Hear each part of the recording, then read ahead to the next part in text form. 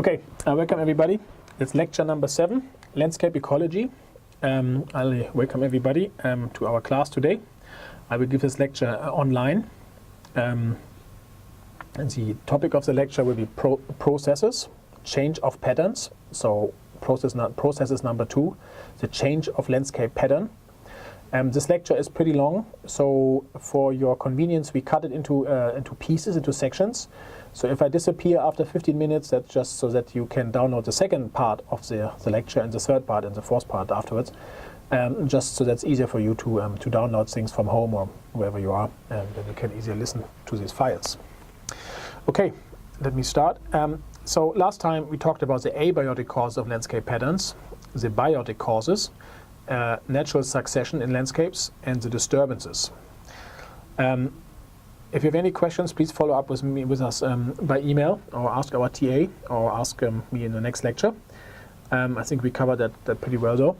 So today we talk about a very relevant subject that's called the types of human-caused changes. We talk about the effects of human footprints, we talk about the history of the human footprint, and we talk about examples of wildlife related to human footprints.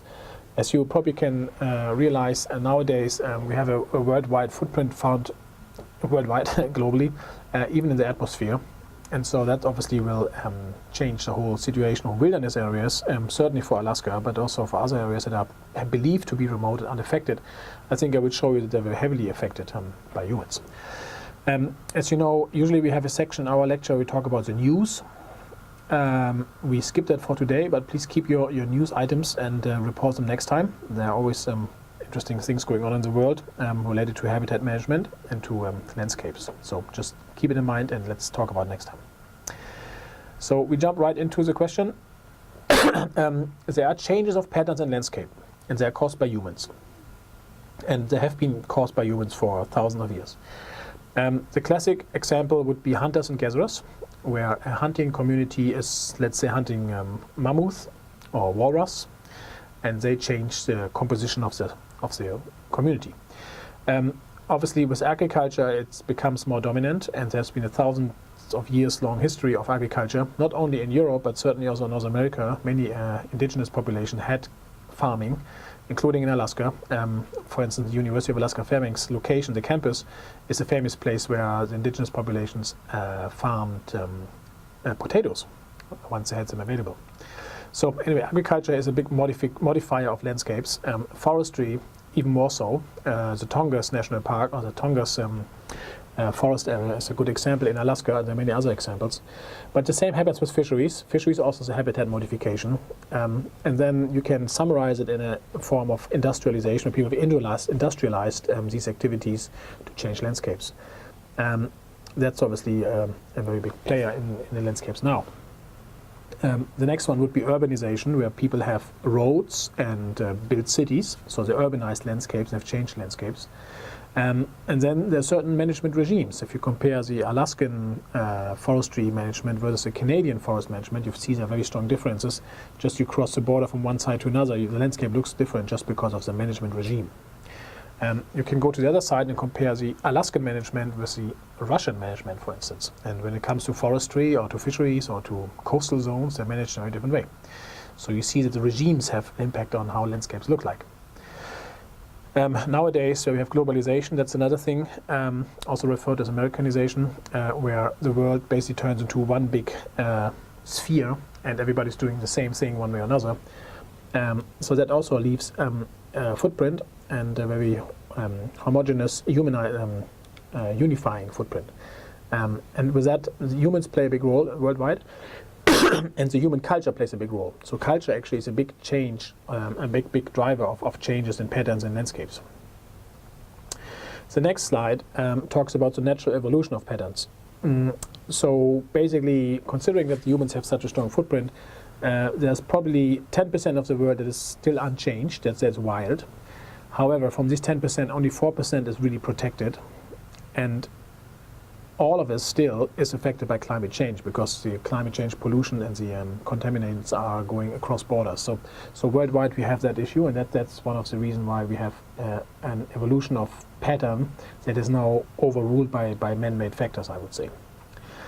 So the human footprint, the next slide, shows you how that approximately look like. So when humans enter a landscape, many of the wildlife species disappear, certainly the sensitive ones, and there are many examples on this. So that's called the human-caused changes or patterns.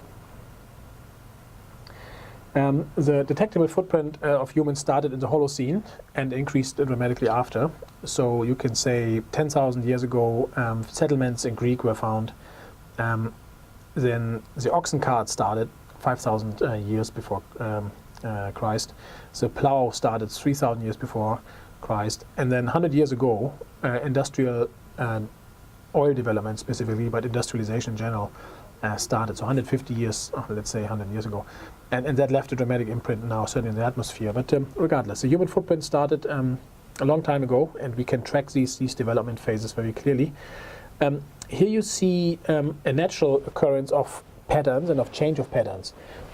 This is North America, and how archaeologists think the peopling of North America and South America has evolved. So 11,000 years before Christ, people entered the Beringia land bridge, and then they moved south, and you see when they entered Central America and South America up to a fireland, and then basically modified the landscapes, and it's very strong. And so they changed not only the occurrence but also the density, and then also different cultures and innovations started, and they left a very strong footprint, as you see in a minute. Here is one of the evidence that there have been an impact by humans. The next slide shows you the giant ground sloth. The giant ground sloth was living in Central and South America probably. It's now extinct, and you see it's very big. It's slow, has a lot of meat, and it couldn't probably stand the hunting pressure by humans. And we talk about indigenous type of hunting. Very natural, but not industrial form. It's just a very basic hunter-gatherer style of pursuit. Anyway, the giant ground sloth is a victim of human pressure, really. And we find many other victims, but that's a very well-preserved example. They were, for instance, also found in Cuba, where you can see some specimens in the museum. Here's another one. It's the glyptodon. That's another big, slow animal that's attractive for humans to eat. And it lived formerly in Central America. It's certainly now extinct. It's a glyptodon. So the harvest by hunter-gatherers usually involved the wildlife and plants. Certainly berries and fruits and so on. So they also modified landscapes just to make the harvest easier. And the classic example in North America would be the use of fire. Fire has been used by indigenous populations for thousands of years. So fire there was a fire regime artificially produced so that they have better access to the landscapes, and that the animals also would be more abundant. There are other examples of fire, certainly in Australia. Australia has used fire a lot. The Aborigines have used fire for all of the continent. It's actually referred to as the Australian barbecue, just because it was so overburdened of a landscape. And the National Park Service has tried to maintain that fire regime, and there's an interesting discussion about this. But anyway, fire is a big modifier of landscapes, and man-made fire. There are other types, such as the buffalo jumps, which have been used in North America, so that buffalo are easier to hunt. So there was a modification of the landscape so that buffalo can be hunted. Caribou drives here in Alaska and in Yukon, we find that. In Italy, people use something called bird ovens.